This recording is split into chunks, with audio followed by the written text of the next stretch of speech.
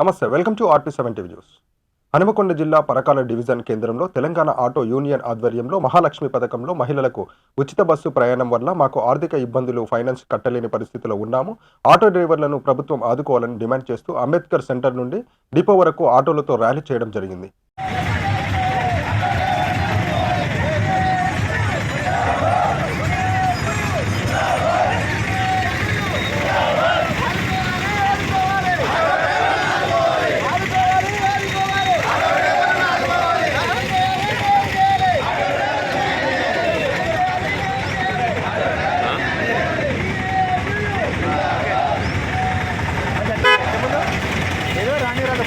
అయిపోతుంది మళ్ళీ ఇస్తాం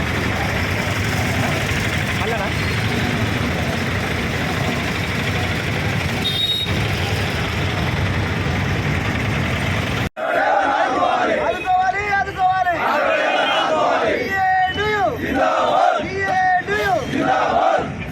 जिंदाबाद जिंदाबाद जिंदाबाद जिंदाबाद आदुकोवाली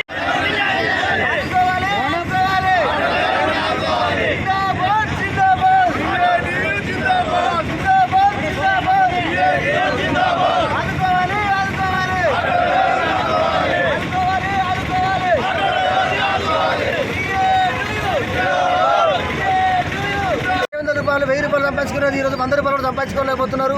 కనీసం మాకు ఆటో డ్రైవర్లకు ఎలాంటి భరోసా ఇవ్వకుండా ఈరోజు మహాలక్ష్మి పథకం పెట్టడం వల్ల ఈరోజు చాలామంది ఆటో డ్రైవర్లు రోడ్డున పడ్డారు. చాలామంది ఆటో డ్రైవర్ ఫైనాన్స్ కట్టలేక నిన్న మొన్న ఒక అతను పెట్రోల్ పోసుకుని కాలబడ్డాడు.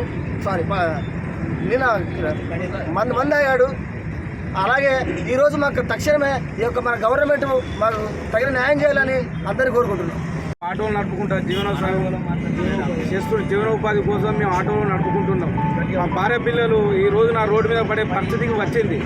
ఇవాళ రేవంత్ రెడ్డి సీఎం గారు దయచేసి తక్షణమే మా ఆటో డ్రైవర్లను నిర్లక్ష్యం చేయకుండా మాకు ఎంతో కొంత ఉపాధి కల్పించాలని మేము కోరుకుంటున్నాం.